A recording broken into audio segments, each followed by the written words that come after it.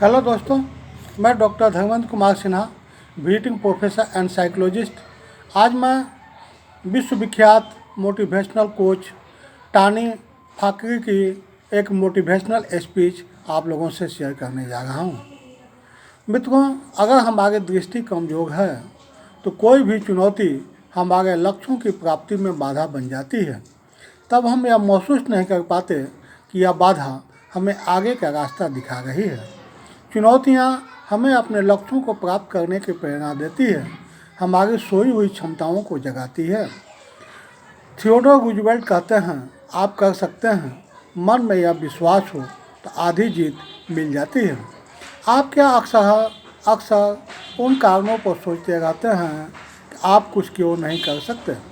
आप सोचते हैं कि आपको कभी भी बेहतर नौकरी किसी कारण से नहीं मिलेगी या एक प्यार भरा रिश्ता क्यों नहीं होगा, अपनी सेहत को ठीक नहीं कर पाएंगे या फिर कुछ और।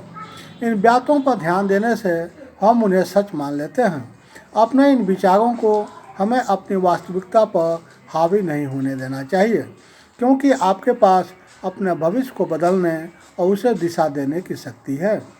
मुझे इस बात का एहसास है कि हमेशा ऐसा नहीं लगता है। यह उलझन पैदा करने वाली स्थिति तब होती है जब आप अपने जीवन को बदलने की कोशिश तो करते रहते हैं, पर लगातार बाधाओं का सामना करना पड़ता है। लेकिन जब आपके पास किसी लक्ष्य, उद्देश्य या सपने को साकार करने के लिए पर्याप्त महत्वपूर्ण कारण हो, तो ऐसा कुछ भी नहीं है जो आपको इसे साकार करने से रोक सके। बस सबसे पहले यह स्वीकार कीजिए कि अपने बाधाओं से लड़ने का जज्बा भुला दिया है। वास्तव में हार मान लेना कोई हल नहीं है। तो हम उस चीज़ को कैसे प्राप्त कर सकते हैं जो हमारे दिल में गहरे सुलगती रहती है। इसके लिए हमें अपने अंदर हार का सामना करने की क्षमता विकसित करनी होगी। इसके लिए उन वजहों की अनदेखी करने की आवश्यकता है जो आपको बताती है कि आप कुछ नहीं कर सकते हैं, और अपना ध्यान उन बातों पर केंद्रित करने की ज़रूरत है जो विश्वास जगाती है कि आप कोई काम किन कारणों से कर सकते हैं। दिमाग में एक अंतर्निहित निराशावादी पूर्वाग्रह होता है जिसके बारे में विकासवादी मनोवैज्ञानिकों का मानना है कि मस्तिष्क की जैविक संरचना का हिस्सा है।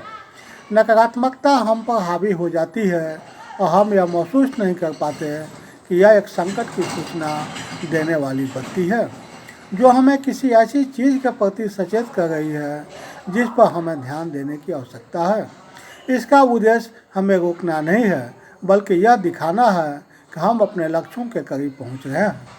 कभी कभी हमें प्रियजनों की आलोचना का सामना करना पड़ता है।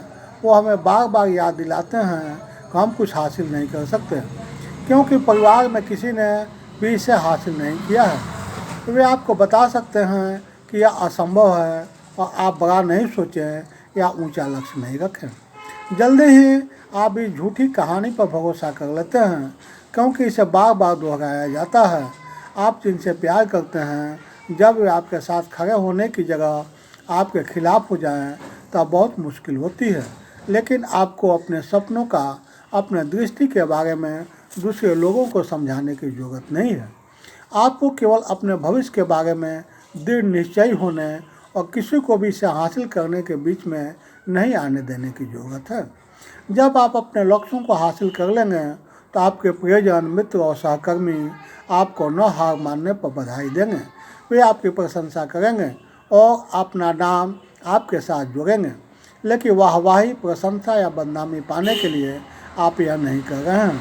आप उस चीज़ का पीछा कर रहे हैं जो आपको जीवंतता प्रदान करती है, आपकी आत्मा को उद्वेलित करती है और आप अपने लिए जिन लक्ष्यों या सपनों को निर्धारित करते हैं उन्हें हासिल करने वाले कारणों को संचालित करती है।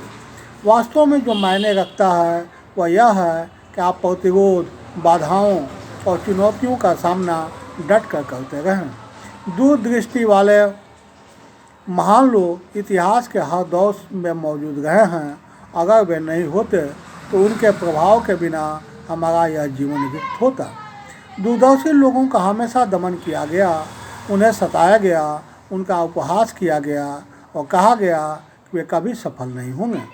इन बातों ने उन्हें अपने सपनों को पूरा करने के लिए और अधिक महत्वाकांक्षी तथा दृढ़ बना दिया। इस प्रकार के लोग अपनी आत्मा की गहराई से खुद को अभिव्यक्त करने के लिए ललायित रहते हैं। तो मैं आपसे पूछता हूँ, क्या आप इन दूरदर्शी लोगों में से एक हैं? आपको दूरदर्शी होने के लिए अंतर्राष्ट्रीय मंच पर कार्य करने की आवश्यकता नहीं है, बल्कि स्थानीय स्तर पर काम करना है, जिससे छोटे पैमाने पर बदलाव पैदा हो। आपके कामों से आपके आसपास के लोगों पर पड़ने वाले प्रभाव को कभी कम करके मत आकिए। आप वह व्यक्ति हो सकते हैं जो लोगों के जीवन को उन तरीकों से बदल सकता है जिनकी आपने कभी कल्पना भी नहीं की होगी। तो वे कौन से कारण हैं जिनकी वजह से आप अभी कुछ नहीं कर सकते हैं? क्या यह प्रतिभा की कमी है, डर है, या कुछ और है? यह जो कुछ भी है उसे स्वीकार करें। क्या आपको कुछ महत्वपूर्ण संकेत दे रहा है? प्रतिरोध को स्वीकार करें और जैसा कि सुसान जेफर्स की पुस्तक feel the fear and do it anyway का शीर्षक कहता है, डर को महसूस करें और काम को कैसे भी पूरा करें। यह जानते हुए भी कि मैं आपको 5 कारणों की सूची बनाने के लिए आमंत्रित करता हूँ कि आप वर्तमान लक्ष्य या उद्देश्यों को क्यों प्राप्त कर सकते हैं। जो सीमाएं आपके कदमों को रोकती है उनसे परे होकर विचार कीजिए। अनंत संभावनाओं के बारे में सोचिए।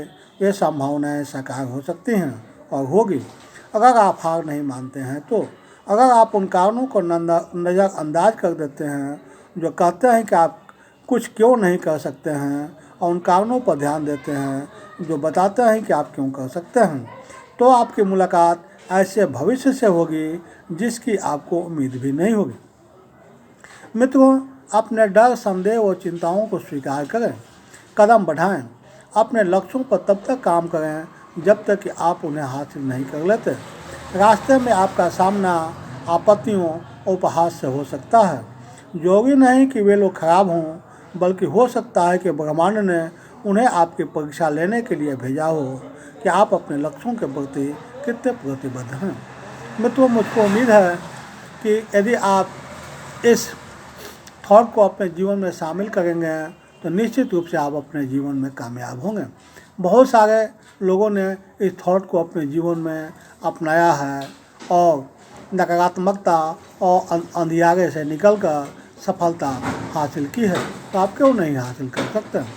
मित्रों, यदि ये वीडियो आपको अच्छा लगा हो, आप अपने ओपिनियन निश्चित रूप से मेरे YouTube के कमेंट बॉक्स में सेंड करेंगे। साथ ही मेरे इस वीडियो को ज़्यादा से ज़्यादा लाइक, शेयर एंड सब्सक्राइब करें, क्योंकि कोरोना ने जिस तरह से नकारात्मकता फैलाया है कि लोगों की हृदय गति डूब रही है, तो ये वीडियो उनके लिए ऑक्सीजन का काम करेगा। अंत में आप मेरे वीडियो को देख रहे हैं, समय दिए इसके लिए थैंक यू।